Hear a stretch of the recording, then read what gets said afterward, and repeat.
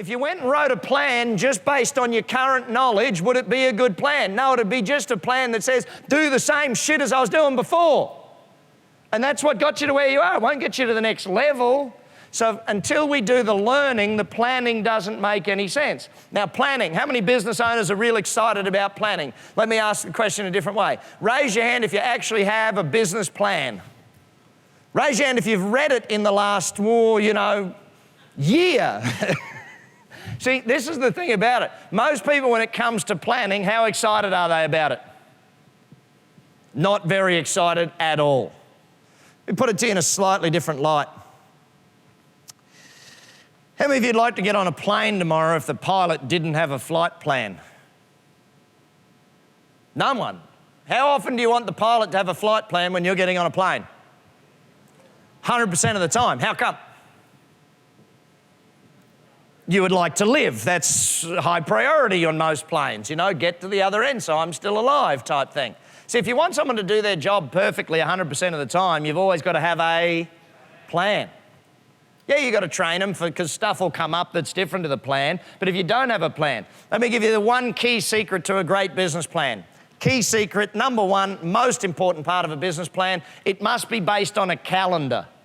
It must have time for, it's got to be a calendar. It can't be section 1, section 10. It's got to be May, June, July, August type thing. Does that make sense?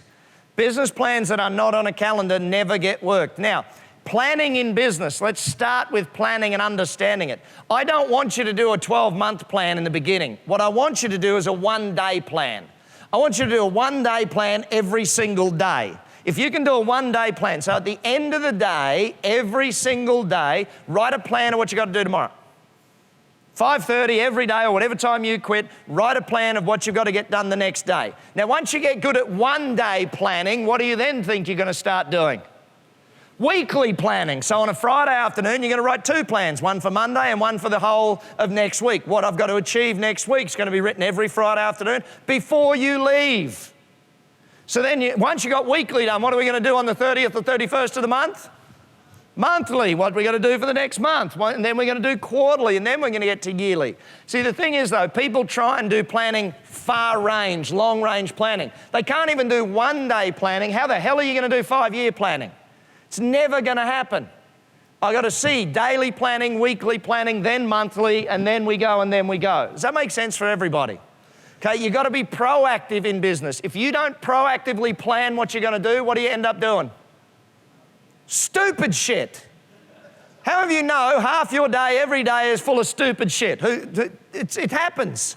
Because whatever shows up is what you end up doing because you didn't have a plan, didn't have something to stick to. So once you've got the plan, then you can take action, then you can do the work. Now, this is an important one. This isn't about how busy you are. Work is not about how much do you work or how hard do you work or how many hours do you do. It's about how effective you are. It's about how much of the right work are you doing. Simple example. Where was I? A friend of a friend's party, and I was chatting to this young lady. She's a hairdresser or owns her own hairdressing salon, and she was talking to me about business because, my wife always tells people, oh, you should talk to Brad, you should talk to Brad. I'm like, honey, how many free coaching sessions are you going to give away? So I'm chatting with her, and she says, look, my biggest problem is I don't take home any more money than the staff in my business. I said, really? So they make about the same amount of money as you? I said, yeah, okay. So let me ask you a question. What do you do all day? What do you think she said? Cut hair. What do they do all day? Cut hair. Great, you should make the same as them. If you're doing the same, if you're doing employees' work, you should take home what?